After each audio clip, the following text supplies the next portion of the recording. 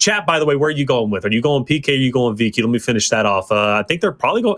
Wow. Okay. And you know what? A new split and a new mindset. It was close. It was closer, whatever. But tell me this: Split 2, Phase 2. No one goes to VQ. Happen. That would never happen. This is. I'm surprised. This is a historic event. I'm not gonna lie. Is this the NA chat we got today? It must be. Is NA in a building? What's up? It must be. How y'all doing? I think they finally realized who's got all the major wins. It's North America, and they said, you know what?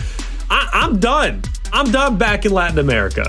Don't you attack me, chat. Don't you come in my throat because I know you want to. I wouldn't have expected that one, but let's see it, man. Today, if PK has what it takes, folks, it is map number 1. Control on Regency.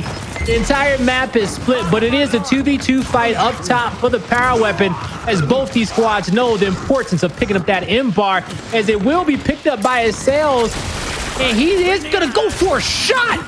It's one in. That will be able to relieve some pressure for him to get away, and he's back with his team off the respawn. So mission accomplished.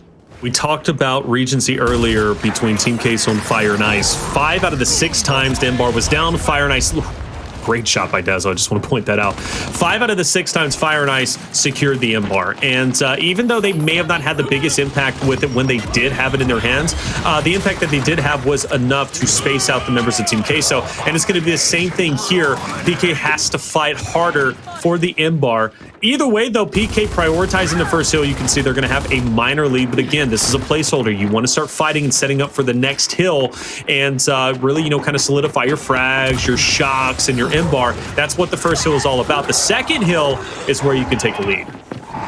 Yeah, so that first hill is neutral down there when it comes down to the Rose Garden. But over here at Info, we're going to have Acells and Hndles kind of tuck into this corner. The revives are there. They're getting focus fired and smokes come through.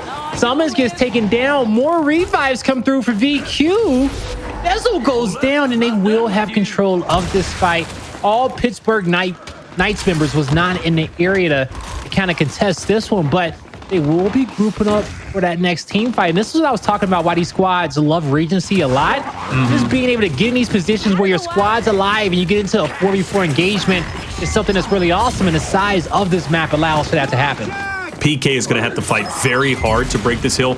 You can see the windows, naturally Acells and everybody else from VQ is going to be able to fire out, but you have to go through 2 very specific choke points, and that makes your life very difficult. Precision showing Dezo why it's going to be hard. Raver dropped off as well. And again, this second hill is very important because you can see VQ's already been able to accumulate a lead, and they've done a great job just holding their ground. Their defense is looking incredible, but now you got to start thinking once again for the next hill. And you also have to think Dezo has that M-bar. VQ didn't even fight for it.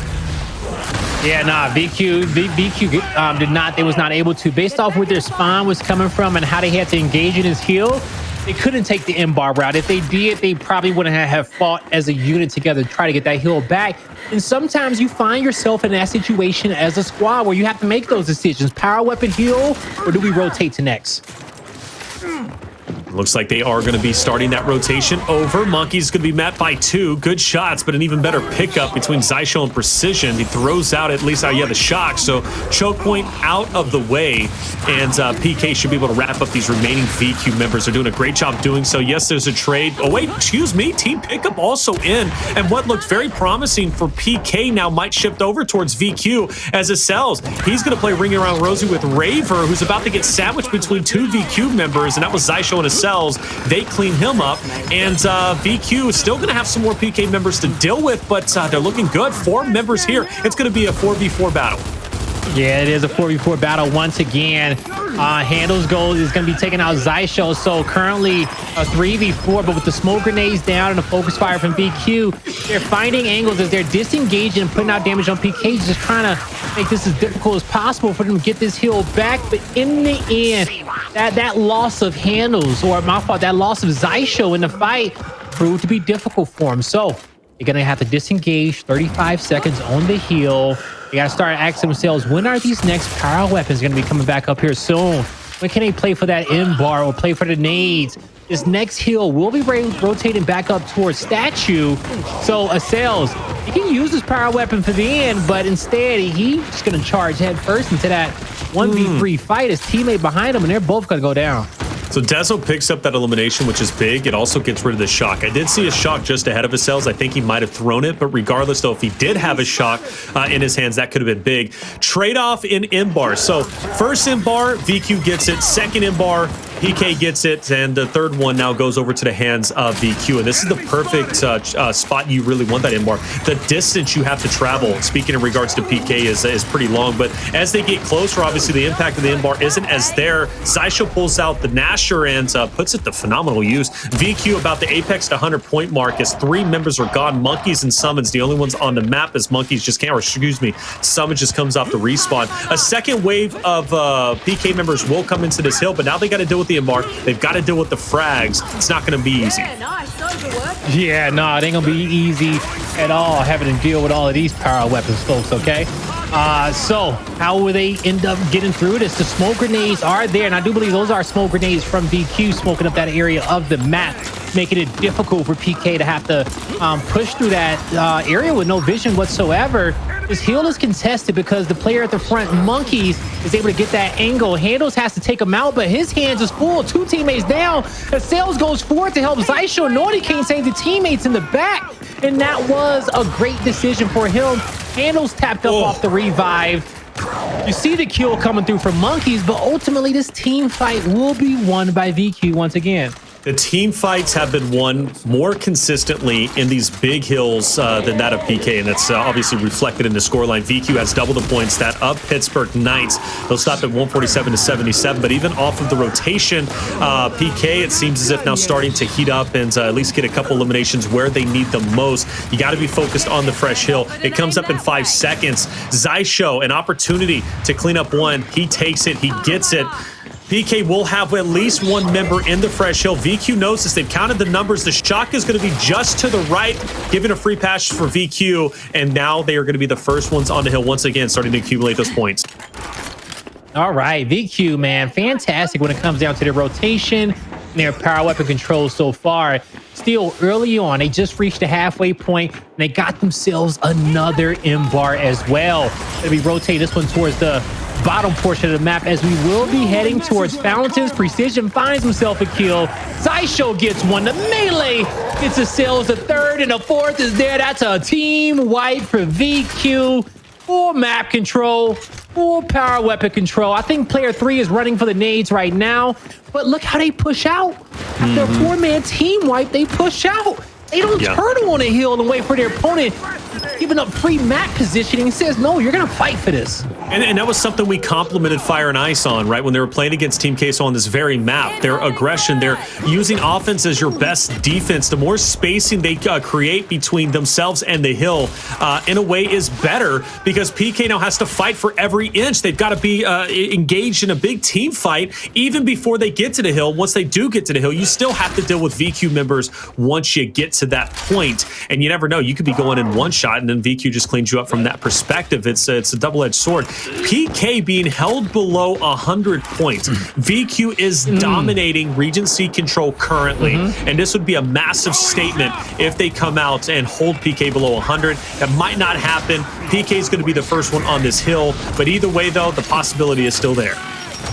It's still there, right? And because of that possibility being there, that's why we saw PK rotate as early as they did, because they said, guys, we need to get set up. We need to at least win one of these team fights. And so by rotating early, getting that engagement, now they are controlling the pace. They took out the M-bar. They had the nades. They know when the utility's spawning, but they pushed too far out. They left Monkyz by himself in a beautiful team fight, I thought, from PK, where they were going to be able to get back, recontest this hill. They didn't get the timing right. They got lost in no man's land, and they needed to be home. In that engagement, Xysho picks up one, VQ picks up another, and that'll leave Hndles to get on the backside of Sumuns, take him down, dances around, try to take down Monkyz. But the big thing, though, and by the way, Acells now, I believe that as out of the 4 M-bars we've seen, VQ has now got it 3 out of the 4 times. So shout out to them for keeping that in the back of their mind. They've also had the nades more often than not. And again, these power weapons, utility items, shock frags are so critical. Anything you can use to get the break on the hills or even solidify the hills once a team is pushing up is massive. We've seen great usage of the shock so far. But just to go back to the point, VQ in the team fights, there was a great shot into Sumuns, by the way, and there you go. That's a big impact play because now Raver is by himself. All right, yeah, he's by himself in the back. And at this point, you know, he's about to get put in the dirt and become fertilizer for these roses. As you're going to see VQ set up 3 M-bar shots in the clip. They know nades are about to get picked up here soon. We got a shot grenade in the hands of VQ as well. Acells got some shots. He's going to have to back roll, but the flashes are there. The shocks come out. I think a few nades are there also. And in the end, the Rose Bowl is going to be won by the Pittsburgh Knights as they pick up the remaining few kills of VQ. They're going to be able to get set up, but for how long? Look at it. It's 54 seconds on this hill. It's plenty of time for both these squads to fight for. So PK, they're set up. They got player 5 mid-map. I love that positioning from him. And now they get to pinch VQ. You know where all 4 members are. Now they just got to hit their shots. And with VQ having such a commanding lead, if they get the break on this hill, which they do, it's going to put them that much closer to the 300-point mark. Monkyz was the last one they had to deal with. And one of the points that I kind of, slipped my mind earlier, I was trying to make it before I got distracted by something else, is VQ, even if they're not getting points from a hill, they're not allowing PK to get those points because they're constantly contesting. That's something that teams need to start taking more advantage of and have a mindset that, yes, even if we don't get points from this hill, that's fine. We're not going to give points to the other team. And if you have a lead like the VQ has, not allowing PK to get any points makes them, in my opinion, even more demoralizing, right? Because you're not allowing them to even catch up, even if they have a full team inside the hill. This is a perfect example. PK's in the hill, but VQ isn't allowing them to get any hill or any points. Excuse me. Well, the hill's not even up, but that would be the same concept. You know, UMPR was talking yesterday about, you guys don't always have, teams don't always have, the players don't always have to play perfectly, right? Not every scenario calls for the perfect play. And I feel like these are one of those scenarios when you have such a big lead right here and VQ has been controlling the map. Of course, you want to play perfect, close out PK, but at the same time, they get a little scrappy with them. They're not playing too textbook, too grouped up. They're forcing PK to have to make some difficult plays, contesting the power weapons because they know that at this point in the game, they got multiple win conditions with 10 seconds remaining. PK, the final dash to the hill, flashes out, M-bar charge, 1 shot left, no more M-bar bullets, it don't matter. VQ, they strike first in map number 1. In a massive way. What was it? I know obviously 300 for the side of VQ. For PK, what, 120 something? 129? Regardless, though. Like that. Not good enough. And not what you need from Pittsburgh Knights. Come on. I mean, that is not a performance at all. You look across the board, the highest one is Sumuns with 21 eliminations. Xysho, the new addition, absolutely slays out. 30 eliminations to his name. Great work.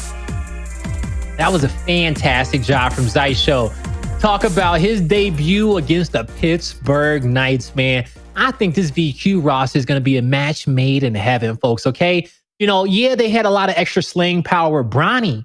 But what Bronny don't got that Xysho has is experience and leadership, okay? But, Xysho, he had a team that was #1 in the Pro League that was not these VQ members. He has been working hard since he was on that Noble squad. But now, man, and no knock against, Lava, Gary's, Abolix, Lanarchy, Toady, whatever combination that team was. No knock on the Noble squad. But, boy, Xysho on VQ with Hndles, Acells, and Precision, man. It's consistency. This squad is going to have so much consistency in our league, but at the end, man, he got some more reliable players to team up with. It's just a different DNA. I mean, it's the same thing with Rise. I was kind of highlighting Detox coming in. Now Icy's able to get loose and really play the game he loves to play, right? Just getting aggressive, getting in your face. That's where Icy is strongest. That was something that Jacob was harping on during, I believe, Split 2 Phase 1, if I'm not mistaken. They were kind of saying, Icy needs to get loose. And it helped him tremendously. Xysho's the same thing. And you think about the woes that the previous Noble roster had. The one thing that we kept saying about them, it's like, did y'all wake up ready to fight today? Because some days we watched them, it was like, yo, is this the same team that we saw last week? Do they got that fire? How do they come in here and they look so lackluster? Okay, looking like a semi-pro squad at times. You're not gonna have that issue. Xysho won't have that issue here because the boys on his VQ squad are always ready to fight. They're gonna give it everything they got. And this is where he gets to honestly make a bigger name for himself. We already know how good Xysho is. He's been at the top of the Pro League previous times before on that Noble roster. But this is where if we had a Gears of War Hall of Fame, this is the squad that he makes it into the Hall of Fame with. Wow. That's the best way I could say it. That is a big statement. That is a big statement. Absolutely. It's the best team he ever had. Well, you know what? And that's the thing. VQ could win a championship, and I know they would feel good about doing it. You know, VQ has always been a talented team, and the way that they just played that control, the way that they dominated it, gives me flashbacks to what VQ used to be when they were that championship roster. You know what I'm saying? That just pure dominating team fights, of pure aggression, and everywhere you look, there's a VQ member swarming on you, right? That's just VQ in its essence, and they played it to a T. You mentioned there was one specific point, and I don't know if it kind of refresh your brain a little bit, but PK gets into a team fight, and you were very disappointed with them in that specific fight. Yes. I think it was because just the way they were collapsing down. Maybe they kind of forgot about some VQ members. I don't know if you remember that moment, but what was it about that moment? Because I think that one moment kind of defines the entire map. Yeah, that moment does define the entire map. And this is happening at the hill I call Luggage Hill, at the top left-hand corner of the mini-map. You see PK, they rotate early because they got their butts kicked at Fountain, and they knew they couldn't contest. So they get a 4-man setup up top at Luggage, and they say, hey, we're going to wait for this next rotation.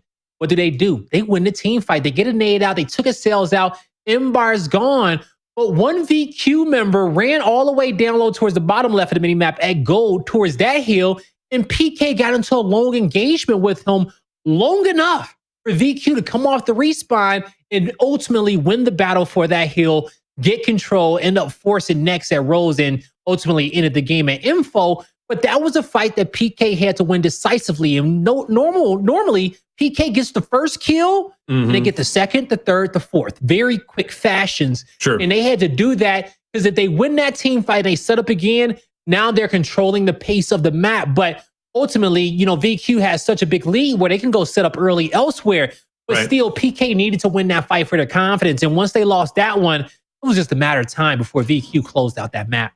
The big thing during the big team fights, I noticed that Xysho might as well have been 2 players, according to PK, because PK would have to invest so much energy and so much time just to take him down. And then once you take down Xysho, now you got Hndles to deal with. And then after that, you got Acells to deal with the precision. The point is, PK had to put so much time and energy into each individual fight, where VQ didn't have to waste as much time with that because they were shooting for each other. And ultimately, I think just being more engaging in those fights. So PK, and that surprises me because I've always kind of, put them on a pedestal for their wolfpacking ability, for their slaying power, but that Control Regency, you didn't see anything of that. I mean, they really are a shadow of themselves, at least from that map. And if you also think about it, now they're 0-4 in the Pro League. They've only lost one series, granted, but now they haven't won a single map because they lost 3-0 to Fire and Ice yesterday. So if they lose now 0-3, we'll have Fire and Ice who's 6-0, and then we'll have Pittsburgh Knights who's going to be 0-6. Still, we have plenty of maps to get through with this VQ series, but that could be a possibility.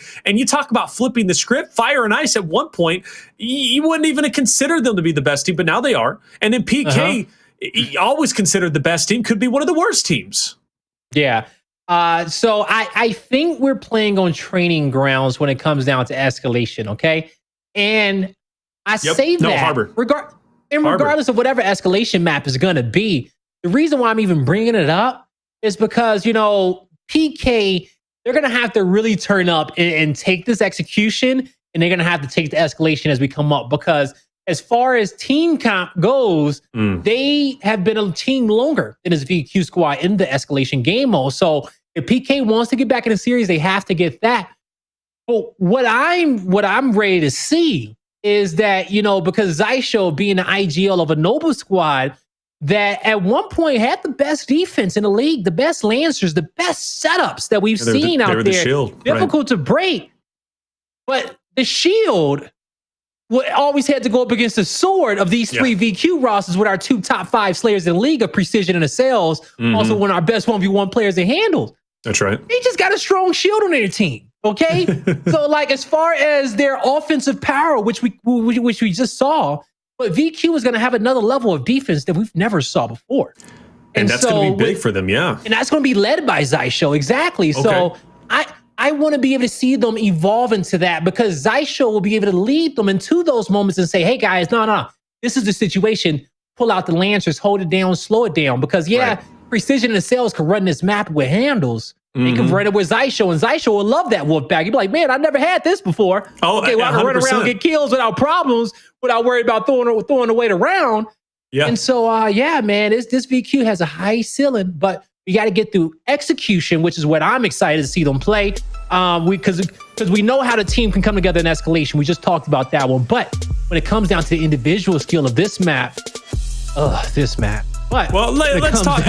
You know, we memed it enough. We memed it enough. But I want to talk. I mean, it's all season, and I don't care. But tell me why. I mean, obviously, I would have personally liked to see dual snipers where the shocks are. But why are you so against the shocks? Because just pick another map. You know, we got how many maps we got? We can't find another map with dual shocks and a torque bow and a name. But why are you so against it on this specific map? Because it don't play like Canals no more. It's just you know what? Just change the name. Call it. Put a space between a C and an A or something. I don't know, man. Just come please. You don't want to do that. It wouldn't read right. I'm gonna be honest. Yeah, it'll read just like how it's supposed to. Please. It wouldn't read right. It just wouldn't read right. I'm just saying that. You don't put a space between C and A. Well, you know what? Hey, I'm gonna be honest with you, Taylor. I've been avoiding watching this map. I got to be honest with you all out there, but I'm excited to see how these squads are going to play and how they're going to rotate these shot grenades, because it's going to be a headbutt on the mid bridge for the torque bow and the nades if you can get there. Also, it's still going to play the same way with Canals, because the terrain is the same. It still has the same power positions. You just don't have to worry about getting your head sniped off, and you can move freely around the map. Because I got to be honest, the snipers are easy to use in this game. This ain't a Gears 1, Gears 2 type of sniper. You know, we see a lot of headshots out there. And at this level of gameplay, these teams would not be able to move around the map with the scopes out. And I do understand why it's not there. I just got a love for this map that very few have. You know, the thing is, as we were talking about that, first 2 rounds go very quick. Pittsburgh Knights absolutely unscathed. I think they've had 2 flawless rounds. Don't quote me on that, but I don't think anyone's died yet. I'm not sure. No, excuse me, Dezo has. But either way, though, VQ hasn't even made an attempt to stop them. PK's history on this map, I guess, runs deep, and that could play dividends despite, you know, the power weapons and you know, obviously no snipes on the map and things like that. But PK is very comfortable. It's very apparent. 3v3. We'll see if VQ can finally strike here, but the high ground in the hands of PK, one of the things they've done consistently from the first couple of rounds, they've got the torque bow and they've got the frags. And you know, that mid-bridge fight down low kind of plays out like the winch fight on Harbor, right? Trying to see who can make it to the mid-bridge first, because it's such a power position. You almost always have to challenge your opponent there in that spot, or have some help from your teammates. And you can send 2 players up top to be able to rotate down low to the bridge if you want to give it up from the low side. But we will see VQ take their first round here. But as we head into round number 4, I want to focus on this battle that Raver has to fight down low once again. All right, well, let's focus on Raver then and see what he's doing. What is special about his positioning? Again, I don't like that VQ is allowing that torque bow and frag to go into the hands of PK so easily. But either way, getting 1 round is hugely impressive, given the fact that those first 2 rounds for PK was just, I mean, it was just a bloodbath. Raver on your screen, and he's going to have Dezo just up ahead. Precision tries to cut right. Doesn't happen. The trades, Xysho needs to win this. And he does. And he does. The holding That's shot. 2 gone. 4 strong for VQ. And now Sumuns and Monkyz have to fight a mountain of members from VQ. It's not going to be easy. Yeah, no, they're going to have to fight a big mountain from VQ there. But you see Monkyz 1v4 scenario. I bet you he wish he had a snipe in his hand at this point, but he does not. He's gonna have to go out here with the shotty, and the Lancer damage can't do much, and Hndles is gonna make quick work of him right there. But you saw that mid-bridge engagement that kind of happened down low. These players know that they have to get up there and they have to be able to contest that. If not, you know, maybe go for the torque bolt quick pick, but the shot grenade will play a factor in that of stopping that. Also, you're gonna have some Lancers down low in the water that's gonna be able to focus you. All right, here we go. Back into another round number 5. VQ is chained together 2, much like PK did off of rounds 1 and 2. In this fight, Precision was down early on, and it's going to be the same result. But it literally playing out the exact same way, except PK is going to get the pickup, where last time VQ got the pickup. And now you can see immediately from that positioning, it's going to make Acells' life very difficult, because now he was stuck getting snubbed out. Plus, he also had the Lancer. But Xysho pulling off some heroics. He's going to be pushing up. He takes down 1. The team pickup is in. Hndles now in a 1v2, but it's going to be short-lived, and PK will clean him up for just that sliver of time, though, Blaze. I thought Xysho was going to be a hero. Yeah, no, it looked like he looked like he was for a second with the downs coming through, but in the end, once the revive is there, Hndles missed his shot. He knew that he had to kind of bait his teammate on a revive and move in for a chunk, but just unfortunately, he missed a shot, and it happens that way. But 3-2 lead for the Knights. Now, let's look at this opening initial from both these squads. You got 3 players going through the water, 1 player going through low side. The cut up is there. It's a 2v2 fight.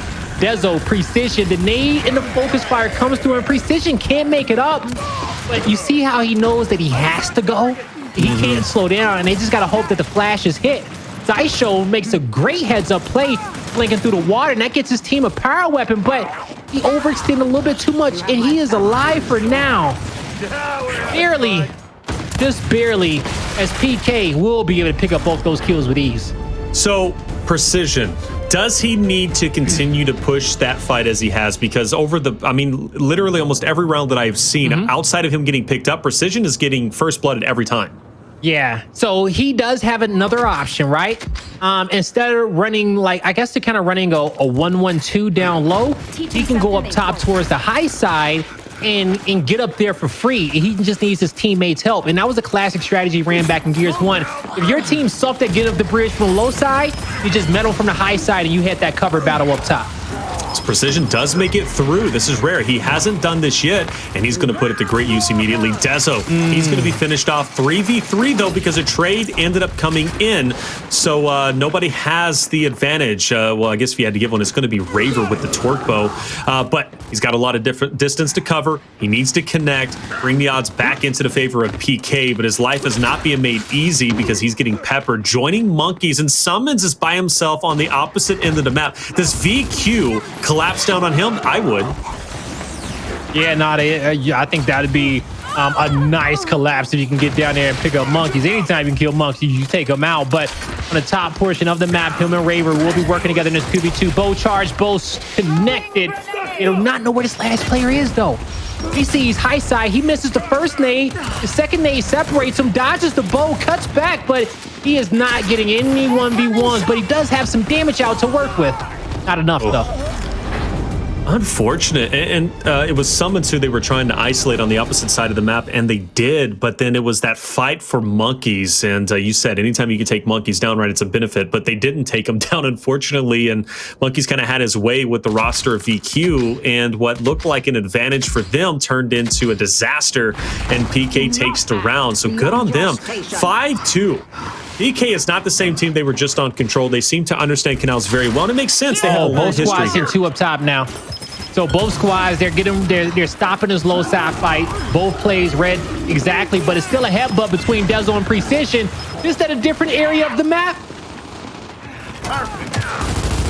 Dez is going to pick up the nade. Xysho's about to be in a very tough spot. Actually, Dezo flips the script. Precision was the one who took him out just a little bit before in that spot. Xysho misses a shot on the Sumuns. Can he finally take him down? Yes, he can in the nick of time, but he immediately has to focus his attention onto Dezo. Yeah, the snub fire works, and well done. That's a Xysho pistol. And Raver last alive, man. But Bolt Talk in hand, one more shot on Xysho and he's gone, but it's not going to happen, and VQ stays alive a little bit longer. Yeah, if Xysho doesn't roll back, he's still out open. You get that headshot, you got a 1v1, but in the end, You know, Xysho just made too many great plays, you know, kind of flanking under mid-bridge, picking up those kills and getting behind enemy lines to get the third round here for VQ. But let's see if they can get this one all tied up here soon, folks. As we saw, both squads, they sent 2 players up top again. Let's see if we get that headbutt. Looking at the initial strategies, we got the matchup between 3 and 7, 1 and 5 go down low again as Dezo Precision. Dezo got crossed up from the water, so it slowed him down a bit, but not enough. Oh, no, didn't slow him down enough if you're a VQ fan, because as you see, he got up, he got the kills, the man advantage is there, and that's going to be the last one acquired. Pittsburgh, nice. We're going to take map number 2.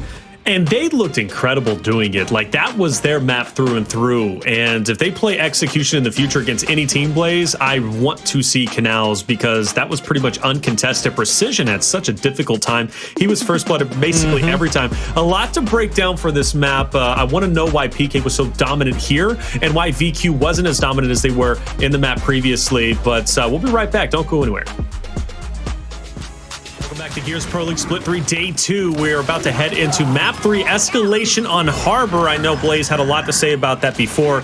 We'll get his recap on that once again before we head into it. But first, we need to break down Canals, okay? Execution. Pittsburgh Knights, in my opinion, absolutely dominated it. And one of the things that I keep harping on was Precision consistently being first-blooded. He just wasn't working those stairs, at least wasn't working them in a way that would counteract that of Pittsburgh Knights. But you know this map better than anyone else, in my opinion, and you've been watching this a lot. You've been competing on it.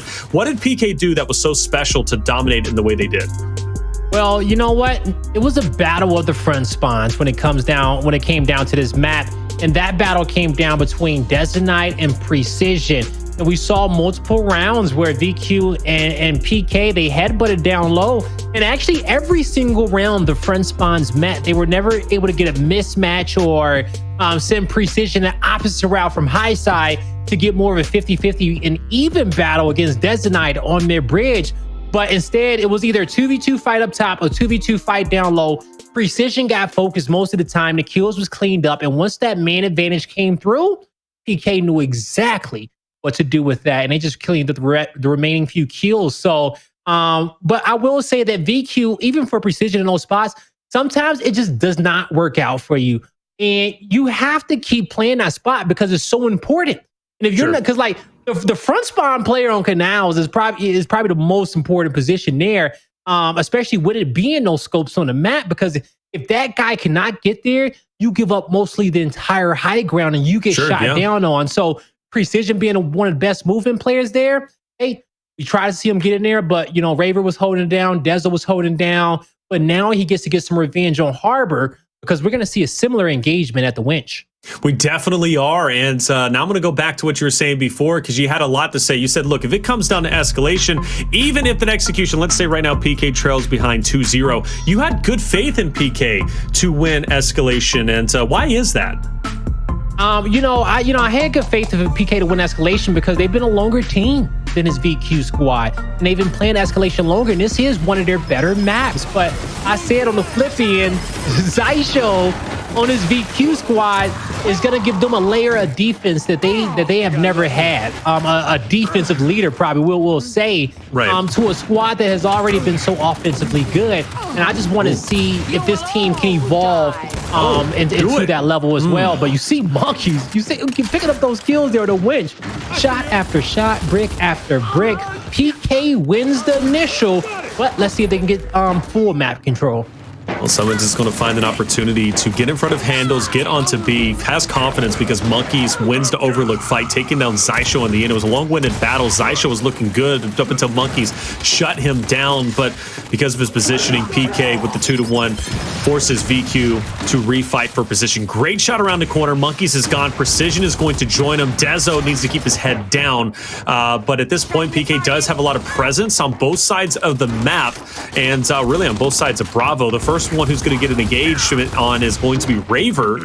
Lancer's out. Xysho finishes him, so he's gone. Sumuns moves in, and he's gone.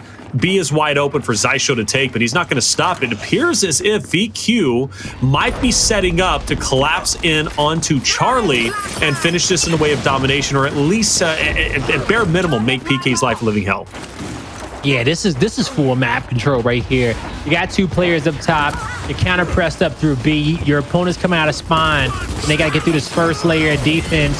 Dodged all the flashes, double down. The meat shield is picked up. Help is there. What the focus fire there from PK was impressive. Mm-hmm. And you could see them. They should not have won that fight. But they sent 3 people over there with a purpose, and that purpose was to alleviate the pressure on their right side so they don't get Lancered out in case VQ decides to fully commit onto Charlie. Speaking of which, Dezo unfortunately doesn't know Precision's behind him. Meat shield's in play. VQ may have lost B, but Precision's going to be able to get C. Now, will he be able to maintain it? I don't know. But Raver is going to be there to challenge. Yo, and good job to him and Acells for moving up. Their teammates lost the fight. It was a 2v2 on the map. They saw those players rotating down low, so he says, hey, we'll just push up top and get this hill for free and force this fight to engage here first so we can come off the respawn and still have a big lead and hold this down. All right, so the round is pretty close. VQ has a minor lead, but it can sway over to Pittsburgh Knights very easily. But one thing that's going to make them feel a lot more comfortable is going to be B, but not letting them gain any positioning on the Hndles, and Xysho doing a great job laying down the Lancer fire. 25 seconds, VQ takes this round, and you can tell PK what their mindset is. They're trying to force the overextension, but also focus on B, but B is going to be one from VQ, and ultimately, that should be the round. Yeah, that should be the round. VQ got off to, well, they didn't get off to a fantastic start because a lot of them got their butts kicked by Monkyz on the winch. But the team, the retake, the team fight after, getting back control of B, winch and stern, went great for them. And once they got that, they was able to just hold that line of defense and just rack up the points and make it that much more difficult for PK to make a perfect play in the late game. So with this being Escalation, folks, we will be heading into a weapon placement, and this is something that we don't see on Execution and Control. The weapons are already placed down on the map, but here these squads get to choose what they want to build up, what they want to use to their advantage as we head here into the next round. And the Boltox are going to be down first, and I must say both rosters are very talented in utilizing the Boltox as much as they can. Granted, they're not going to pick it up off the rip. They understand this team fight is more important than anything else. Winning this can honestly end the round in just 30 or so seconds. On the other side, the big 1v1 between 4 and 8 is down.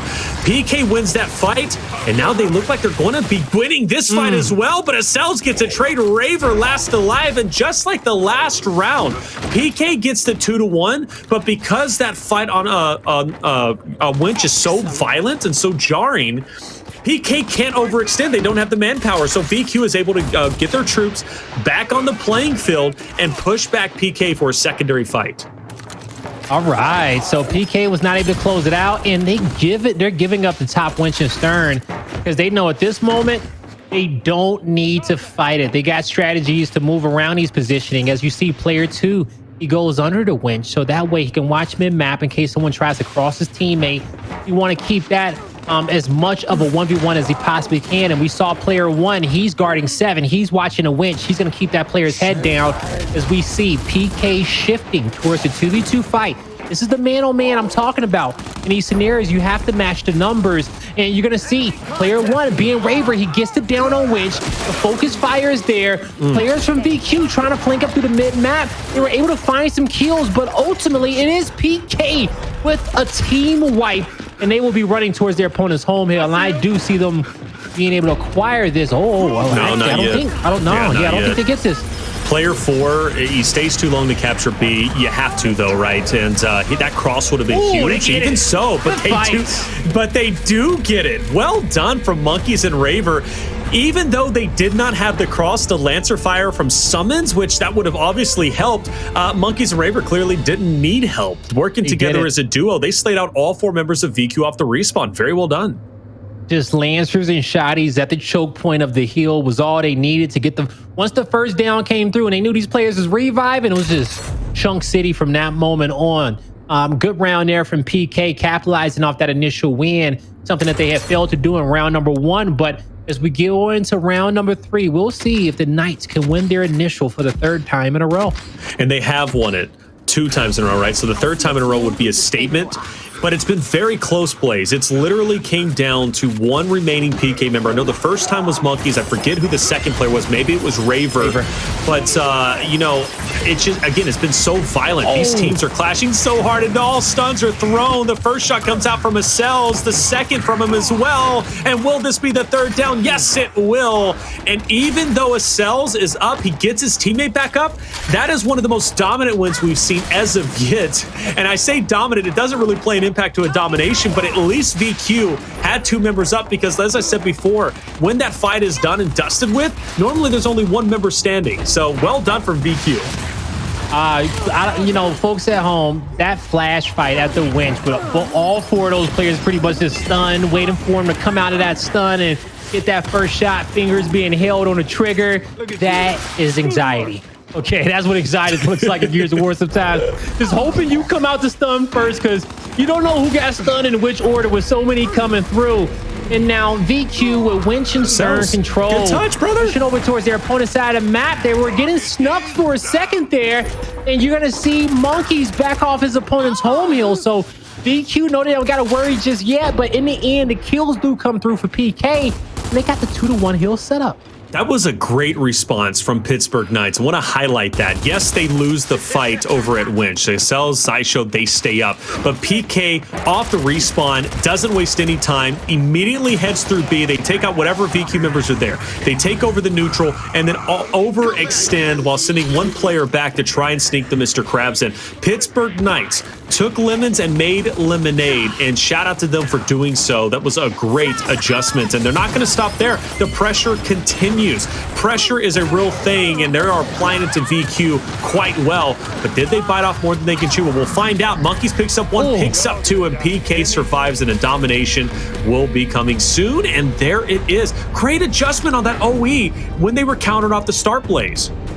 Yeah, no, that was a beautiful adjustment there because, excuse me, they lose the team fight, but it was Monkyz being able to overextend from the middle of the map, brought his team some time to come off respawn. They win the team fight on their home hill, and then from that moment on, they just covered all lanes and slowly moved up until they were able to get to the spawn of their opponent and close out that round. So it wasn't 3 initials in a row, but it was an initial that they lost and they ultimately won a round. So I still think it's looking really good for PK, and they are controlling momentum of this map number 3 so far.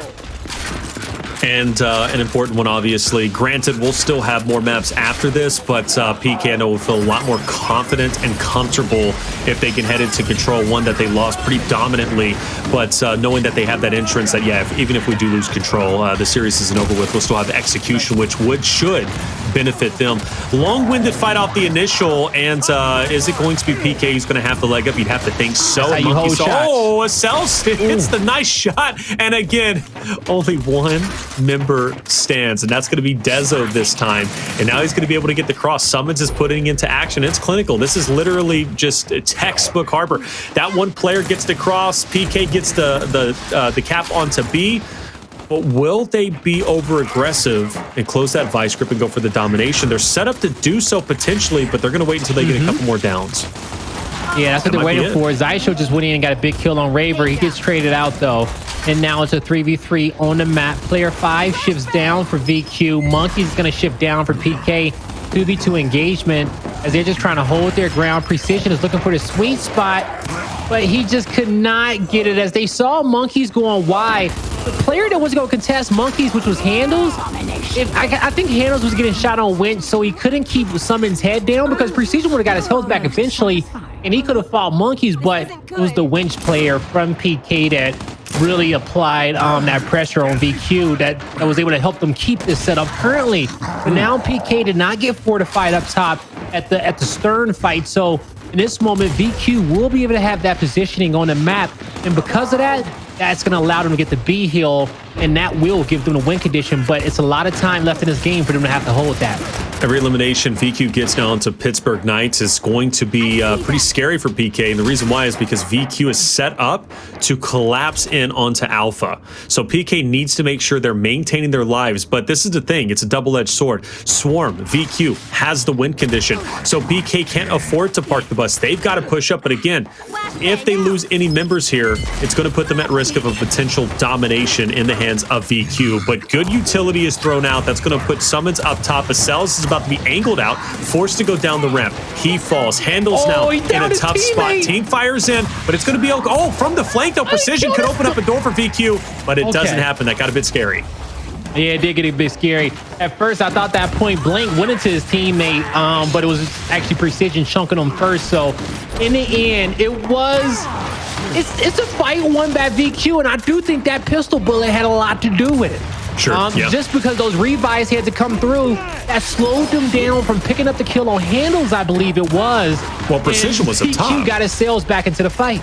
Yeah, and you're right. That snub fire, that down, that PK or the team down PK implemented was big because Precision then was able to take the angle up top, feel more confident about pushing up because at that point, now you've got a player down on PK. You got another member from PK who's up because there was 3 at the time. So you got a member who's down from the team fire. You got another member from PK who's now rotating over to pick him up to get him back into the fight. Meanwhile, Precision is able to engage on the other player who's engaged on Hndles, and Precision gets the chunk. Eventually, he falls, but ultimately that made it manageable for VQ, for the remaining members who were there in that fight, to clean up the remaining members from Pittsburgh Knights and ultimately take control in the final seconds when it mattered most. Those little moments have the potential to really just be a disaster for your team, and in that case, it absolutely was. Who know when it's the perfect moment to flank and not kind of play their position too textbook. You know, because Precision probably could have easily backed up with a Lancer, but he knew his opponents didn't know where he was, and he wanted to get into a close range battle to make a difference, and he found a route to do so. Sometimes you just got to find the route, folks, okay? In the chaos, find the route to a kill. But here at the winch fight, where it is a clear-cut battle, in the end, our results isn't so clear-cut. Precision finally gets the last down there. Dezonide taken out, but PK put up a fight. You're going to see a 2-to-1 heal set up for VQ as PK coming off this respawn. We'll see if they want to focus the home heals first or focus up top at E. It's looking like it's going to be E heal play. So we have a little bit of time down currently, a little bit of downtime, I should say. I just want to stress how important it is for VQ to win this map on Harbor, because now they're heading into control and the opportunity to close out the series 3-1 becomes a reality. But I'm going to be very worried if VQ loses this and PK goes into control, and then we have Execution being that tiebreaker, that map number 5. I fully believe in PK to win Execution after their performance on Canals. They just look confident, they look good, they look more in control. So VQ, this is, in my opinion, a must-win map for them. I totally agree with you on that one, Taylor. They want to have this confidence going into control, especially with them leading the series. You know, as a squad that gets map number 1, you know that, you gear yourself up for that dogfight. Would it be a multiple game modes? There's some wrenches kind of being thrown in there, so they need to take game mode 3 so they can get back on the game mode that they won and kind of feel comfortable in that scenario. Of course, that map number 5. So far, so good for them in this round, as they will be able to pick up round number 5. Good job to VQ being able to win those fights and get over towards that home hill. Yeah, well done. And man, Monkyz 12 and 15, but it doesn't matter because the entire team of VQ is really pulling together quite well. The wolf packing is there. I don't know if we've seen much of the shield. Maybe after they won that Stern fight, we saw the defensive work quite well as PK was trying to push up ramps. But more importantly, though, it's just been very close, neck and neck. But the opportunity for VQ to lead 4-2 is there, and another mouth is watering for that opportunity. They just have to win this Stern fight, which plays much the same as the winch fight. It's a little bit less chaotic, but with the shocks, you never know how that's going to play a role. And for VQ, they're going to skip the shocks. PK takes the time to pick it up themselves, and this could be a disaster for VQ. They're going to have to play around that. They'll even play around the possibility of it being thrown. Yeah, and that's going to be so difficult, knowing that shot grenade can come at any given moment. Well, but I think it was thrown down on winch. Yeah, but you see, it's picked up here. And it's about to come to this fight. Raver and them know that as well, but with the pistols out and the flash grenades, that's all they need. 2 players in front of them, and it was Acells with that nade. He's going to be out. That's tough. That is tough. Acells doubles back to pick up that shock, and then he's chunked before he throws it. Imagine if he throws it where Monkyz is currently at in Raver. That forces them out of positioning, and the opportunity. It's so winnable from that point. VQ looking at a Mr. Krabs situation. PK applying that pressure. It's real. 6 and 4 on the opposite of the map. That's Acells against Sumuns. Sumuns will fall, but up top, PK finally wins control of E. They already had it, but now they've got a massive lead. They've got map control, and VQ's lives are going to be made very difficult.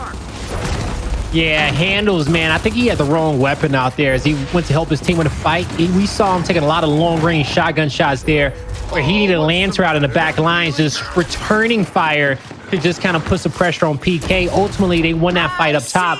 Now, we just seen them rotate off to go down low for a home hill setup. This was a conscious decision that they made because they saw 3 up top and they says, hey, we don't have to fight. We have a setup down low. We just need to beat them to it. VQ, what are you made of? Well, you got to get the pressure off of PK, or says PK is going to be on their home hill, and oh, that's a trade that they didn't need. Now Precision is going to be by himself. Hndles will be on the flank, but he's got a little bit of time before he gets there. Precision is gone. Hndles now is by himself, and even though he cleans up one, can he get the second? Monkyz with the good spacing makes his life difficult, but at this point, PK is wasting valuable time VQ needs. PK wins in 15 seconds. VQ must be flawless in all of these engagements. Monkyz can't get a trade. He doesn't, but now you got to get over to D. So far, so good. This is looking good because they got E and they got the cross from 7. 7's just trying to clear his lane, make sure nobody's there, but the shock grenade down low. One player had to run through. He didn't time it right. The second teammate is there, not for the revive.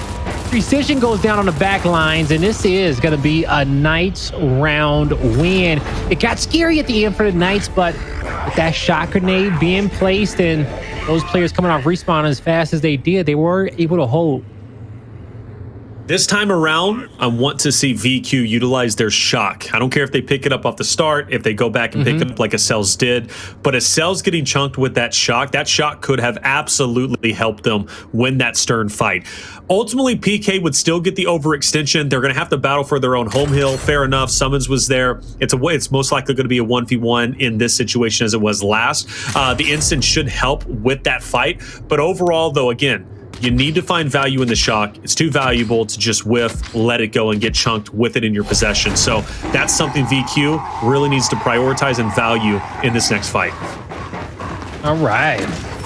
Let's see. Here as we kick it off, you're going to see VQ. They do have that incendiary grenade lined up there if they need it, but it comes down to winning this fight first. That's what's most important. The flash hits Raver, but a player from PK was able to get up top. So Acells took a lot of damage and he's forced into the corner. The revives come through, but not in the nick of time. PK wins this engagement decisively, and now they're rotating towards the home hero, but Hndles, he can't do much. Yeah, it's going to be a PK round. I don't see VQ getting in this hill. Well, you can already see player 7 is trying to just go as quickly as he can over towards E. Unfortunately, he runs into Monkyz, and that's one of the most dominant rounds we have seen as of yet. Very well done from Pittsburgh Knights. 4-3 puts them a match point. The opportunity to take a 2-1 lead in the overall series count is here. Let's see if they can just close it out. So it was PK who upgraded to the incendiary grenade first on the last round. I was mistaken there.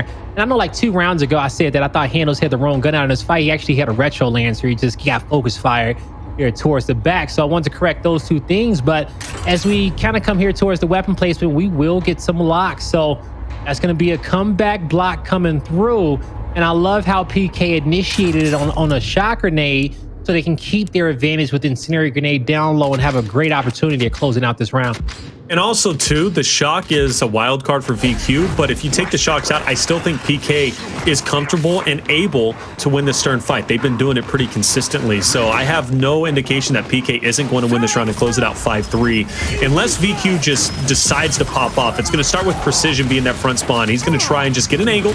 Caught in a corner. It's not going to be easy, but with the team fire, one's going to go down. Good spacing to dodge the shot from Dezo, and with the dancing around, Acells picks up 2. What does VQ do with this? Looks as if they're going to try and double back. They know PK is going to be on the overextension, and they've just got to try and shut them down, but it's not looking good. I don't know. Sumuns and Raver are holding their ground well. Yeah, man. Player 1, being Raver, was able to get through into this position, and since he got here, that allowed Hndles to kind of get crossed and picked off behind him. So just being in that position got the home hill set up for his squad, and now they got numbers up top of E. 3v2 battle, PK, a stun is there. Precision trapped in a corner. Acells goes down. It's 8 versus 4 in a 1v1 for the round. That's going to be it. 5-3. And like I said, heading into this round, there was no indication PK was going to lose it, especially with the shocks out of the way. VQ consistently lost in that second half. Round 5, yeah, they do take it. Around 6, 7, and 8, it was all Pittsburgh Knights. Quite honestly, they played Harbor very, very well. And go back to your fact plays. They've just been a team longer. They've been a team longer. Harbor was always a decent map for them, so it made sense heading into this with Xysho being the new addition for VQ, that PK had a little bit more up their sleeves strategically, and team-wise, I think they just were the better team, clearly. Yeah, they most definitely were the better team in that map, Taylor, without a doubt. So one thing that we talked about kind of coming to Harbor, and I do feel like it did help this PK team out a lot. They lose map number 1. They're down in the trenches from there, but they win Canals in a 6-3 fashion. And I talked about those initials between Dezo and Precision. I think Raver and Acells was there as well. But those groups had to fight each other multiple times, high side and low side, and Canals and engagements in which they couldn't run away from, just like the winch and the stern. Similar areas, similar battles, just different maps. And since PK got a nice little warm up and dominated them there, they were able to translate that over here towards Harbor. And we saw them have a lot of success at the winch and the stern. So coming up next is going to be Control Training Grounds, and that's a very familiar map for both rosters. PK most likely going to feel at home. They love Escalation on Training Grounds. Yes, they lost it yesterday 5-3 to Fire and Ice, but with it being a different game mode, Control, I think they're going to feel a lot more comfortable. But this is the thing, though. We've already seen them lose Control, and they didn't just lose it. They got dominated, like 300 to 120 something. Not something you need to see from Pittsburgh Knights. But the thing that was so telling and jarring about that win for VQ was the way that they were winning their team fights. PK really couldn't even challenge. For every member of Pittsburgh Knights, they had to send 2 just to deal with every one. Remember Xysho in those engagements, or Precision in those engagements? PK couldn't touch them. That team fight, those big fights, Precision, Hndles, you look at, obviously Xysho, they're going to be just as impactful heading into Control. And in my honest opinion, PK, since they didn't have an answer on Regency Control, I'm a little bit worried heading into TG. We'll play differently. We'll see if PK can maybe answer back. The potential is there, but I guess it really comes down to their mentality. Maybe they just had enough. Maybe those last 2 maps that they won in Canals and Harbor, they said, you know what? Enough is enough. We're Pittsburgh Knights. Let's show VQ what we're made of, and they can do that heading into map number 4. Yeah, man, they most definitely can do that. So far, it's been PK winning all the round-based game modes, okay? Game modes where that even... Escalation is Escalation, but the initials are similar to Execution. And the Knights, over this last year and a half, 2 years, we've watched this team play together. So it's been some Escalation maps that felt like it was Execution because the rounds went by so fast with those dominations. So PK is definitely strong in that Execution and Escalation department. But Control, a respawn game mode that is consistent rotations around the map, thinking ahead of your opponent, getting set up, slaying out. Let's see if VQ is going to have just as much success in map number 1 in map number 4, because when it comes down to that constant battle over and over, because you got to have stamina to be good at Control, unlike these round-based game types and Execution and Escalation, where you can talk about it in each round, wipe the sweat off your palms, get up, shake it off, sit back down, and get locked in. You're locked in. Okay, for till 300 points when it comes down to Control. And by the time somebody reaches 200s, your palms are so sweaty that your controller is falling out your hand. That is a fact, man. You're not wrong on that. Execution kind of the same with how quick the rounds go and how quick you're already back into another one, but you do have a chance to wipe those palms off. But Control is just nonstop engagements up until the very end. You mentioned, though, whenever it does come to VQ, you mentioned obviously their team fights and how well they do, and I did as well. I think it's incredible. I think they played incredible. But team fights aren't everything. They're not everything. Respawn management is also important. Now, what do I mean by respawn management? Yeah, let's say you're challenging for the last 15 or 10 seconds of an old hill. You know you need to rotate for the new hill. Sometimes getting into a fight there and winning it could actually put you at a disadvantage, because once you eliminate the opponents, now they're spawning on the opposite side of the map, where lo and behold, the fresh hill is going to be. And now they can join the rest of the members who rotated early over there. And now, before you know it, you're the one spawning on the opposite end of the map for the new hill. I think VQ capitalized a lot more efficiently on Regency in that regard. But then again, it's training grounds, and Pittsburgh Knights, even though it's a different game mode, I feel will understand where you're going to be respawning a little bit more efficiently than a newer map of Regency. So I'm going to give a little bit of edge over towards Pittsburgh Knights, even though I feel VQ is going to win this, and we're going to go to Game 5, our first Game 5, mind you, on broadcast, which would be phenomenal. We haven't had one yet. They all ended in Game 4. But I guess I pose a question to you, though, because, you know, going back to the team fights, obviously that's important. What is so different from the team fights on Harbor as opposed to the team fights that we'll see on training grounds? Ooh, so the team fights on Harbor versus the team fights on training grounds. Well, both maps, okay, is because I'm thinking about it. You're going to see that 2v2 fight at Overlook there right off the start. We've seen 2v2, 3v3 fights there at Overlook, and that one player kind of watching a flank at the U, guarding their backs, right? As far as the terrain go in those engagements, how they play out the map, they're honestly pretty similar to the other few, okay? Now, the thing is about this one is that you may, out the initial and with the power weapons on the map, you can send those flanks in from down low. You don't have to put too much focus on that hill. You can get the power weapons. You can come back. It's not like Escalation and Execution, where if you lose that fight, there's a high percentage chance of you ultimately losing that round because you lost the first initial. All right. Okay. So I think the fights are still going to be similar. And with me saying that, that actually gives an edge on over towards PK, because we'll see those similar duels engaging with each other there at top Overlook. And I also do want to double back, because when you were saying respawn management, like 10% of the time, sometimes it is good to go fight and die just because you know that you're going to get a quick respawn on the other side of the map with your teammates, all right? Yeah. So understanding when those moments happen, sometimes it could be a 50-50 at a power weapon where you're like, I don't know if I can get this, but if I die, I'll be with the crew. And you have to have an understanding of the spawns around a game, where your opponents is, where your teammates are making a call outs to be able to make a call like that. But sometimes it do work, and it's a 200 IQ play. And that's why I specifically asked you, how are the team fights similar going from Harbor onto training grounds? Because I started thinking about it. I'm like, man, Pittsburgh Knights did look incredible in those team fights. Granted, a lot of the times only one member was staying up, or, you know, I think VQ had the best performance off the first half where two members stood up. I think it was Acells and Xysho. But for the most part, though, PK at least had one more member staying up. And that one member in control staying up is the difference from you getting points or not getting points. So therefore, PK can continue to gather a lead. And with these, some hills are going to be very close. There's two specific hills where the home hills would be on the second half of training grounds.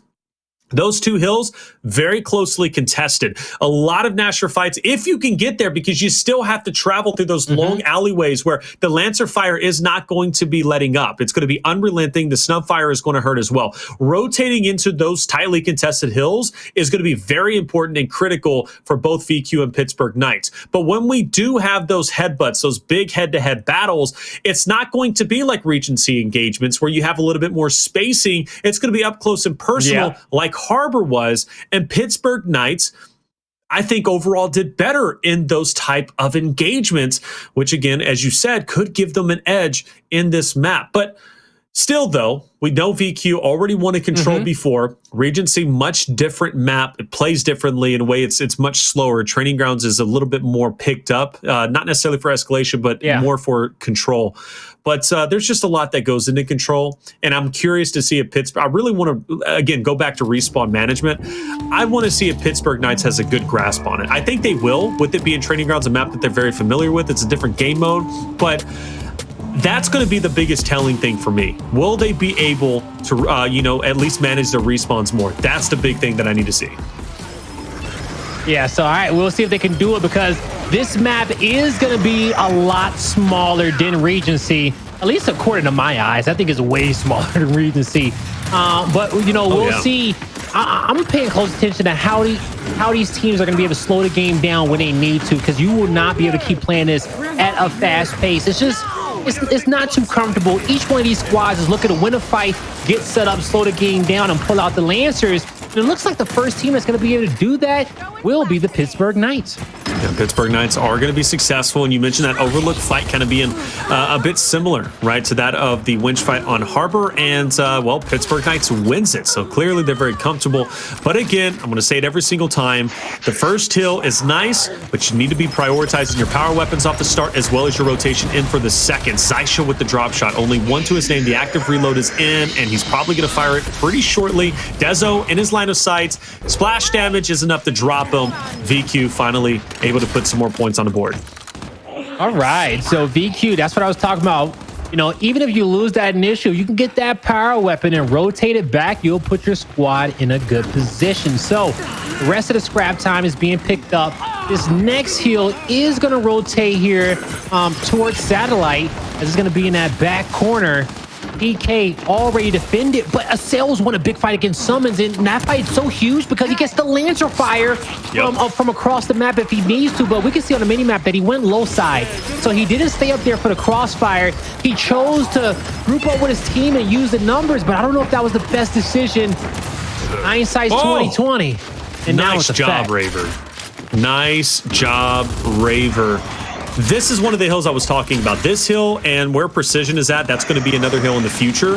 These are the hills you need to prioritize rotating earlier on. Even if you have to give up 10 or 20 points on the hill and Overlook, that's fine. You can already see how difficult it is with Sumuns up on top. You got Dezo, or it should be Monkyz and Raver lancering out.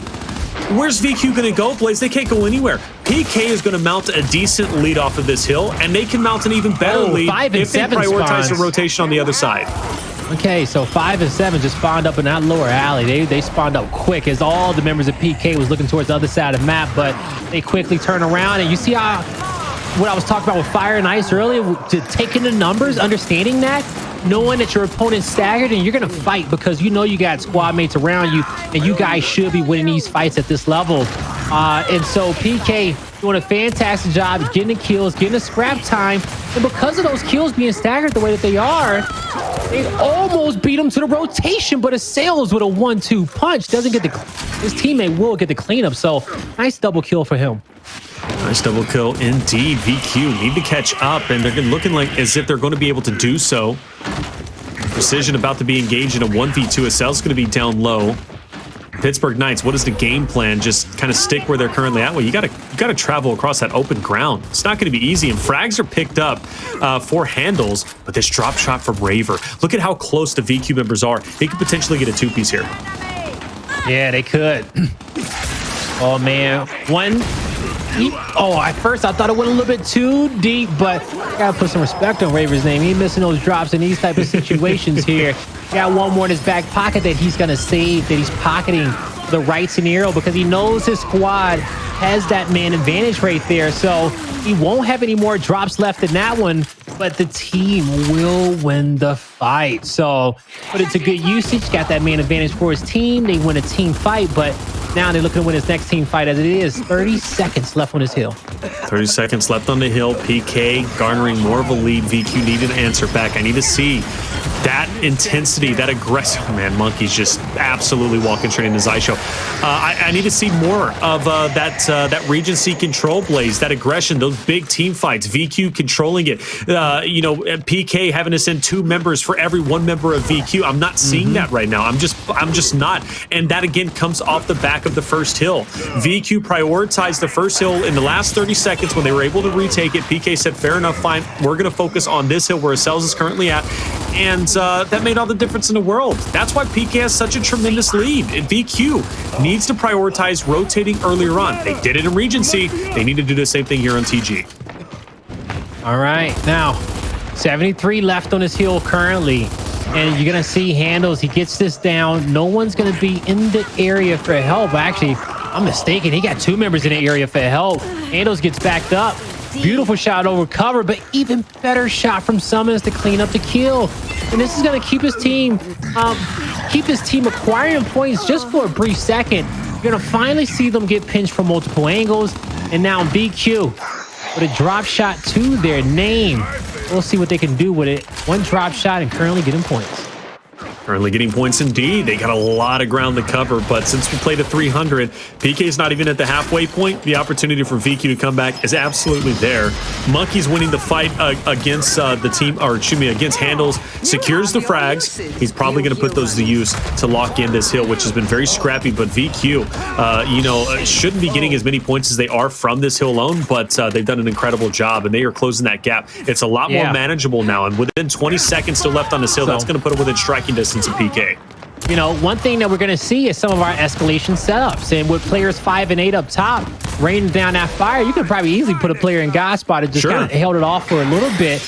But, you know, VQ, they had multiple crossfires coming from different angles there, and PK, as they were funneling one direction, they just could not take care of those players from the top overlook. And those players specifically rotated on over towards next as their teammates was filling in the back line. That's going to be Precision and Hndles as they have already moved on over here. 3 members in the hill. Now they just need to fortify.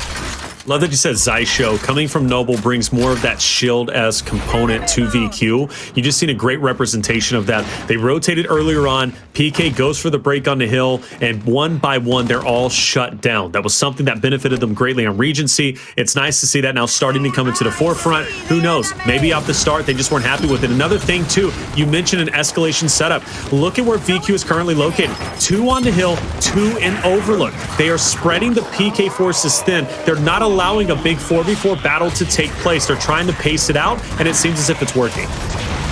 Yeah, it seems like it's working.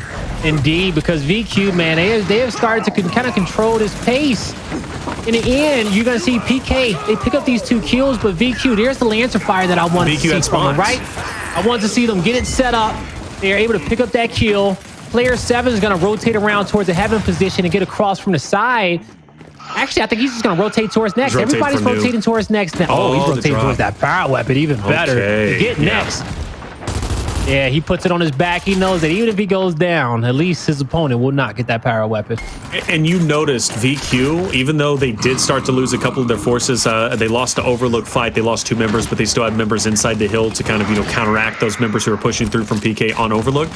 They still had spawn control, right? That's one of the things we kind of, you know, hit really hard. That's going to be a big factor when it comes to control. Drop shot thrown. Looks like it was going to go a little bit short or deep. I couldn't really tell, but Raver ends up falling. Monkyz tries to pick up one, but the team pickup is in. VQ starting to hit their stride. Their rotations are looking crisp. The team fight's going their way. They're prioritizing the power weapons, and it seems as if they have effectively woken up. PK, now the ones who need to answer back. I think we're seeing a battle of stamina here, all right? And you know, especially when it comes down to just control, the constant call-outs, the rotations. Like 300 is a big number, all right? It is. You know, we used to play kind of like the 250, 210. You know, 300's up there, the pace in which it's going, so you gotta have that stamina. And VQ, man, they're working hard. They're being proactive. They're taking these fights. That's another 4v2 on the map for them. They're gonna lose a member in spawn, but what do they gain? It's 37 points on the hill. They got the insight, and with that insight, they will get the kills. Wonderful job. I mean, really, I can't say anything negative about VQ in the past couple of hills. I love that they're using offense as their best defense. They're pushing out. They're fighting for each other. The team pickups have been great. There's been a couple of times Monkyz has been able to get it down on one or the other, but then you have Xysho or Precision who's right there back in the saddle, ready to pick you back up. Case in point should be here. Xysho might rotate over towards Precision. But this is a lot of ground to cover. Oh, no, I guess he can't tap up. Oh, you know, is this a 5-head play? Is this a 5-head play? He gave him next. Hold on, let's see. Oh, he's with the squad. No way. Okay, Overlook is where next. But that was probably the drop shot was there he too. Gave him the drop. Yo, Jacob, are you in chat? Because you're probably losing your mind right now. I have not seen that strategy used. That's how you rotate the map. That's great. Just kill your own teammate off so he can rotate over and now, help your team not only battle for Overlook, but also secure the drop shot more securely. That was a 5-hit That was the play, quickest way for them to get set up for the next team fight and get in their teammate their drop. And so now they get him the kill. He doesn't miss it active. They got the numbers. They've identified 2 in the back. They got a pinch on the left. Another kill for Precision. He's looking for 3 and 4. Already got 1 down. Make it 3. Give him the quad because this man, Monkyz said, relax. I'm in the lobby. I'm in the lobby. How many times have you tried to set up a Twitter clip, Blaze, only to be shut down and curse it? That's at least the second time. You know what? I love when I get shut down because that means these players are not going to get clipped on. They say we got too much pride for that. A lot of utility being thrown out. They want this overlook position. VQ forced to rotate back. It's looking good. The team fires in, and PK, 1 by 1, will shut down VQ. Xysho forced to back all the way up. Raver not letting him breathe, and ultimately will take him down. A lot of points were given off this hill towards VQ, but PK should be able to get the scrap time. And this next hill is the one that PK locked in off of the start, right? The second hill. This is the one VQ needs to learn from and understand. We cannot allow PK to get any points off of this next, because quite honestly, PK can retake the lead off of this next one. So VQ needs to fight tooth and nail for it. VQ would have wanted if Acells to make a bad rotation, okay? And that was the only reason why they probably lost that hill off the start. But now they put themselves in a better spot. Oh, Xysho wasn't able to clean up the kill, but he does have teammates in the area. Them being able to take a Lancer out the fight, they were able to get 2 shotguns in there. And because of that, they have caused commotion. They have lost a squad mate, but Precision is left in a 1v1 for a brief moment. His teammates get a stun. They see the opportunity, and they quickly turn around, put the focus fire on Raver. But Raver, that was a beautiful down through the meat shield to be able to pick it up. But he could not win a second fight. And that was a big, big moment for him. If he wins that second fight, PK is in good hands. But VQ getting those valuable points they needed. And I know it was hard for VQ to break that hill before. It's going to be just as hard for PK to break this hill. And you can't really focus on next with the score disparity. You got to be focused on the current one at hand. Xysho, a big moment to hold his ground. Unfortunately, cannot do so. That opens up a door for PK now to break it. Precision forced to back off. And 30 seconds remain. That's going to put PK around the 210 mark. VQ, if I'm them, I may focus one more fight here, but more importantly, I've got to prioritize the rotation because PK, they're already spawning over on next. But I think player 6 and player 3, they're going over there to try to block those spawns, cause some commotion here.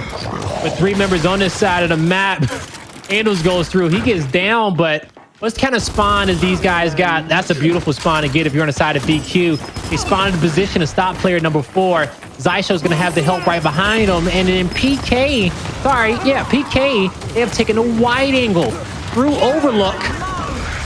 And so far, it's not working out for him because look at that player in heaven. That's Acells. By him spawning there, he had the perfect positioning to support his teammates as they ran through and broke the hill.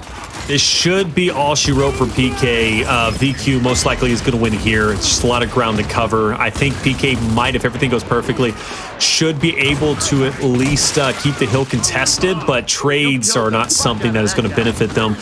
Here comes the final push. They might stop at around 290 or so, but you got VQ members everywhere. I love the Acells positioning to be able to Lancer out. PK thought they had free reign to just travel across that long distance, but Acells shuts that down. 300 to 200 VQ ties up the series. We'll see our first game 5 in Pro League for Split 3. Wow. And that's stamina. Okay. VQ, man, these boys can run a marathon. And we're about to head to a map number 5 soon, folks. And I am just curious to see, can PK keep up? Or are they gassed out? Well, it's going to be a different game mode. I mean, this is the thing. Again, we start back the narrative, Blaze. Stamina-wise, huge narrative whenever it comes to control, without question. We've seen VQ now win 2 control. That puts a question mark on the performance from PK in the future when it does come to control. That's clearly going to be an issue for them. Escalation has only played once. Control has played twice. That is a large portion of the series to be giving up to a team, and also could provide maybe a quick defeat if you're not too careful. But one thing PK has, the ace in the hole, if you will, is execution. Again, I go back to Canals. They played that beautifully. Now, Canals doesn't play like every map. It really doesn't. What do we have coming up next? We're going to have Checkout. It's a very unique map. Big team fights up top. Now, those team fights, though, How do they go? I don't know. We highlighted PK on Harbor with the team fights. They were great. But then the team fights towards the tail end, or I should say towards the middle portion, when VQ started heating up, they were unparalleled. VQ handled their business, and we saw more of those team fights being much the same way of Regency control, kind of replicated on TG control. So how do we think the team fights are going to go in execution? I really don't know, and I don't know who has the leg up going in. I think I got to give it to PK after execution Canals, but let me give it to the expert. Blaze, what are you thinking? Man, if you guys saw my reaction to when he said checkout, the first thing that I thought, man, I was like, boy, PK is about to be savage on this map to deal with, okay? Because when it comes down to those checkout fights, you're going to have Dezo, Raver, and Monkyz over there in the cut. And, you know, Dezo's going to keep playing wide for that power weapon. Raver's going to be in your face for those close range engagements. And this is going to be a real test for this VQ team because PK will bring the aggression every single round, and they will fight just like they did on Canals. But does VQ have anything up their sleeve to be able to set a trap for PK when we go to checkout? Can they put them in a position to be able to capitalize off that over-aggression? Or do they just want to fight? Do they want to go for that headbutt 50-50 battle and say, hey, you know what? I'm just going to outshoot you here. I'm going to make sure that my shot hits first and I get the first blood that my team needs to win this map, because you get first blood, your squad should be able to come out on top, barring any mess ups. So I want to make a little bit of a comparison. VQ, Fire and Ice. I think both are very slay heavy teams. They pride themselves in their ability to get into those big team engagements. Fire and Ice did beat Pittsburgh Knights 6-4 on this very map checkout coming up. Am I going too deep with it? Does that maybe, you know, kind of lean more towards VQ maybe having a leg up? Because again, you know, playing style, strong initials, you know, that's VQ all the way. Now, I don't think it definitely gives a leg up to VQ at all, because, you know, Fire and Ice is a very strong team, and when it comes down to those fights, they went head to toe. They says, hey, we're not running away from you guys. We're gonna get into those engagements and win those battles. But tonight, PK, I feel like, have been winning more of those initials in our round-based game modes, all right? They have, yeah. I feel like Raver and Dezo have been a little bit too much for VQ tonight. And I don't know if VQ can get over this checkout. We may be taking another L when it comes down to our predictions today. But PK, man, you better stop. I haven't taken an L yet, and I'm not looking to take one now. My bad. I'm not one to take. I see the trophy behind you. I'm just saying, bro. Bring it up here. Bring it to me. Let me see it. I wasn't on. For good reason, I can't bring it up right now. Pants check. Can we get a pants check in the chat? Hey, no, I got pants on, Blaze. I got pants on. It's got to whatever, man. But I got pants on. Okay, no problem, Taylor. I got you. Yeah. We'll talk about it later. Oh, man. Crazy, man. Hey, I love casting. I'll bring it up later, but you know what? I love casting with you, brother. It's always it's always a good time. Jacob was saying some wild stuff yesterday too, bro. I don't know if you caught any of it, but man, okay, you gotta repeat it. I was listening. He's like, I took poops longer than that execution. I heard that one. Yeah, I was like, you're wild for that one, but I don't know. You know Jacob, and he's always throwing some crazy things out there. Jacob is funny, but we love him for that. Okay, I love him. He is himself. You know, but you know, as far as us heading into this checkout map, folks, it honestly can go either way. And the predictions was close. You know, our caster predictions, I want to say, well, for the most part, was kind of clear cut how we felt about this one based off PK's performance yesterday. Sure. But so far today, they are looking like a better team than yesterday. And also, Fire and Ice, that's also another squad who hasn't made any roster changes up until this point. It's true. It's true. Well, not at all, in a very long time. So that is a different matchup than PK versus VQ. All right, here we go. I mean, we're going to have an answer to all our questions very shortly, right? Execution doesn't take very long. Well, depending. Our first series took a long time because Team Queso and FNI just wanted to pound each other in the face nonstop. Maybe we won't see that anymore, but these big team fights, I'm seriously, genuinely curious to see how they're going to unfold. PK seems as if they're going to take more of a confident approach. Monkyz pushes up and gets the instants early on. VQ, though, they're going to just try and push straight through the boys in PK, and with Raver falling early, that's going to be big. The instants thrown, it's going to be wasted. Acells finds an opportunity. He's going for the challenge onto Monkyz, though. Monkyz going to try and stand his ground. Acells is going to be able to get the pick up. Xysho's also going to be there, and Sumuns going to be last alive, and he's on the opposite end of the map. So much that kind of went down, but you know, actually very little in its 38-second round. But the smoke grenades from PK were designed very, very well for Monkyz to hop up, quick pick the incendiary grenades and back up. But also VQ knows that in that moment, it's not the time to slow it down because your opponent got a power weapon. That's actually the opportunity in which you speed up more because you need it down. You cannot play into their hand. They get the down mid lane. Acells pushes the player with the nades, and from there, it was able to acquire all the kills. All right, so VQ off to a solid start. Oh, Precision wanted it. If he didn't get stunned there, he goes through the smoke and he challenges onto Raver. Luckily, though, the stun is going to counteract him. We'll be at a standstill once again. Normally, that 1v1 up top is already being engaged upon, but Sumuns and Hndles are kind of taking a step back and creating that spacing. Trouble on the horizon, though. Dezo falls. That gives an opportunity and an opening for VQ to push up. It's a 4v2. Yeah, beautiful plays from Xysho. And Xysho is playing one of my favorite positions on this map. Uh-oh, 1v1. Oh, he got 2 good shots. The third didn't connect, but... Oh, I know he wished he put that nade on the left. Oh, he hit him. Great effort here so far from Sumuns, using everything that he has just to win the fight. But I know he saw his opponent hop over to the right, so he assumed he was in that corner, but in a frantic situation as he's trying to dodge the snipe as well, he made the best play that he possibly could in that moment. But I was about to say back lane. I love back lane on checkout because that's the spot where you just come out and it's a straight Lancer fire. You Lancer the first guy you see, you stop him from getting a power weapon. You have one roll. You either keep the other back lane's head down or you get some early initial damage with a crossfire to those players on the inside, and Xysho's been playing it well. You can tell how quick VQ. Oh, Raver, I like this. I like this a lot. Raver taking matters into his own hands, pushes up. No, whoa! Xysho hits a shot. Why didn't he get chunked? What just happened? He only connected with 3 pellets there. He's mad. He's angry. That would have been a double kill and a snipe in hand, but instead it's going to be a VQ loss in that round. And yeah, man, I thought it was clean. You even heard the reaction out of me at this level. That's like almost a guarantee. It's like a stamp of approval before it comes out. It looked lined up, but it was just 3 pellets that connected. I love how he held his shot and dodged the first one, but you know, in the end, it was a Dezonide victory there. Well, the thing is, if Xysho hits that shot cleanly, he gets the player who's downed as well. Now it's a 4v2. Like, that was massive. He needed to hit that. Raver doesn't get as aggressive this time, but he might have the aggression coming over towards him.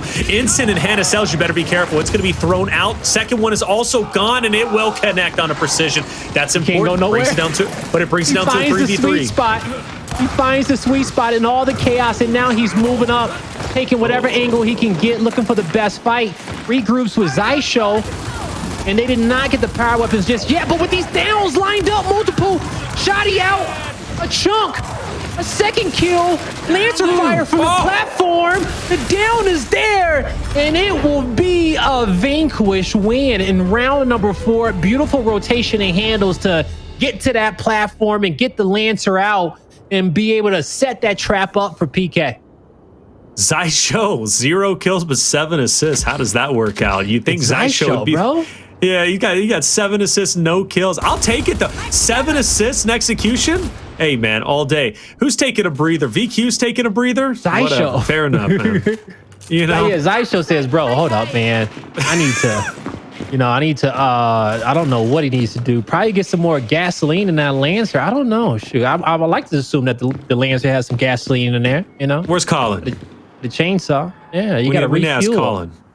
Colin. Get some maintenance on that gun now, okay? Because with those 7 assists, man, he been putting it to good use here across these 4 rounds. But game pause when he gets back. We'll make sure that we hit the stalemate feature, and we'll be right into the game, folks. Massive price meltdown. I wish I saw that more often at the stores I go to. You know what I'm saying? So massive price meltdown. Well, you know what? Maybe the next the first apocalypse that may happen, you know? Said the next one. I'm like, when's the first one happen? COVID. COVID was a close one. You're not wrong. that was everything for cheap. Get it off the shelves now. We Get all your toilet paper here. For a while. It was a toilet paper apocalypse for sure. I tell you that, man. At least here in America. Let's get it started, man. Stalemate's done with.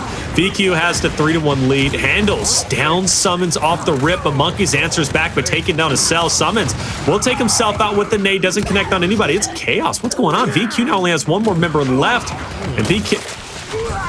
Man, Precision could not get out of that situation. First blood. Acells hopped the platform because I want to say he saw his opponent go up there, and I think he backed down, but he ended up getting focus fired from Raver and Monkyz in that scenario there. You saw Precision try to push up on the platform as well, but he just set himself up to be the next target for Precision and for Raver and Monkyz there. Xysho tried to move up, but man, check out that first player that goes down. The next two are quickly following. Raver once again getting very aggressive. Even though he's been marked, VQ can't sniff him out. 2 down. Make that 3. Hndles by himself. Picks up. Picks up 1. Picks up 2. Hold up a second. Dezo will get the headshot. Dez, I'm trying to set up a hype moment, brother, for the Twitterverse, man, but he just shuts it right down. Hey, when it happens, it happens. We can't force it for the Twitterverse. Taylor just gotta come naturally, organically. You know, it'd be there. But you know, speaking of natural things, when it comes down to checkout, the original map in Gears of War 3, you naturally couldn't vote up onto the platform. You had to climb up, and that climb was slow. But with the vote being in the game, it changes up the strategy a lot in the map, and it makes this game way more fast-paced than how it was played on Gears of War 3, which is a totally different game. But that's something that these squads have to battle with. So that's where we're seeing a lot of those smokes and those manuals on that platform. You have to try to counter that the best way that you possibly can. And VQ, they did it this round, all right? Because PK, they have been getting more incendiary grenades than them throughout the entirety of this map. But currently, it is going to be a VQ lead, 4-3. All right, 4-3 VQ striking back, and despite PK chitting together rounds 5 and 6. Maybe that restart did affect VQ a little bit, but now it seems as if all is right with the world. It's tense. I mean, it really is tense. Anybody's ball game at this point, Blaze, and I truthfully have no idea who's going to take it, but these rounds are so blazingly fast. You don't even really have a chance to breathe, and you mentioned that first down is big. Yeah, it is. And player 4 had an option to go fight with his team or go fight Hndles, but he's not giving up no free nades on that side of the map. But on this side of the map, Acells was able to get a pair, but he was not able to stay alive because Raver's going off on that. And he picked up 3 kills. Raver's been impressing me. He's been playing so very well off the previous couple of rounds. His aggression is unmatched. When he pushes through the smoke, marked or not, it doesn't matter. If he connects on the first, you better be careful because the second is quickly about to be underway. And you know what? You got to give a lot of value to that. Raver's ability to be able to get in and get those quick early damages. That's a jarring thing, right? That jars VQ because they're thinking, man, all right, now we're a 4-man unit. We're pushing in hard. And then all of a sudden it's like 2's gone. What just happened? The remaining 2 players, their head has to be spinning at that point. Yeah, no, it definitely has to be. Folks, we have a best of 3 remaining in this series. It's been exciting so far between both these squads. At the platform, Acells 1v1 versus Monkyz, but Precision through the mid-map picks up 2 just as quickly as Raver did the round before. And VQ is in a position officially at series point. Map point, series point, ladies and gentlemen. VQ 1 round away. And I know for all of you out there sweating, you want VQ to come out with this win because you got a lot of channel points riding on the line. I want any of you guys to go broke. PK got more channel points on the line. But you know what? PK has more channel points. That's the thing. So we'll see how this is going to work out. Precision, if he can have another round like that, it is curtains. But Raver is the one who needs to challenge him and step up and take him out. And I said that because they get a double up because they were the lowest points. Okay, yes, they got a lot coming back their way. Just a little bit more in that return. Now here, you cannot return here. It is no returned items here at the checkout, folks. As these kills come through, they will go back to the spawn. Currently a 2v2 on the map. Gotta get this. If Dezonide gets cleaned up. That's if he gets cleaned up. Now, he does. Officially, 2v1 here. Snipe in the hands of Monkyz. Can he stay alive? Can he make the play for his team? This is a shotgun situation. He takes the wide, and that was a big play for him because it gets him a better fight. The back eight doesn't connect, and Hndles doesn't falter as he holds the angle. A 2v1. PK leaves the game. They don't want to be here for it. They know it's over. And it is over, man. Well done from VQ. First best of 5 in split 3, and it didn't disappoint. VQ losing 6-3 on Canals Execution, but when it rolls around again on checkout, they are unmatched. Very well done. You got to give credit to Precision in the round just previously, setting VQ up for potential to be on map point, series point. That 3-piece was huge, but also I give credit when credit is due. Raver played out of his mind, and he's going to have tremendous value moving forward in the future. Man, just his ability to be able to get those early chunks is massive. And look, I said, man, I'm taking no L's tonight, Blaze. And at least in this case, I don't take it. But it was a close one. This series could have went either which way. I was on the fence. Do I go PK? Do I go VQ? And PK loses. You know, they've now are 0-2 in the Pro League. But make no mistake, that was a very, very close series. And it doesn't make PK look weak at all, in my opinion. Maybe on control. But Escalation and Execution, I think they're quite all right. Yeah, I think they're going to be a very strong team in those game modes, in those round-based game modes. You know, they're looking good, and they kept this series close. But Control, I don't know if they got the stamina. I don't know if they got the focus for Control to be locked in that long on each rotation. And, you know, we'll find that out soon. But so far in the Pro League, they're 0-3 for Control. They are, and that's not a good stat line. You know, you honestly, when Control was introduced and we started, kind of testing it out on Emergence days, I was very impressed with PK then, and the reason why is because that constant pressure, the slaying power is in. I love their ability to be able to be fluid with their overall strategy. But now that Control is in the Pro League, it's genuinely in the competitive rotation. People have been practicing, and you can tell for PK. I don't know if they've been practicing or not. I'm sure they have been. They seem to be a little bit more private whenever they do practice. They don't have their VOD, kind of out there for everyone to see. And fair enough, that is there's a real reason behind that. But they do need to go back to the drawing board. And Control is a serious issue for them that they need to find a way to overcome and master.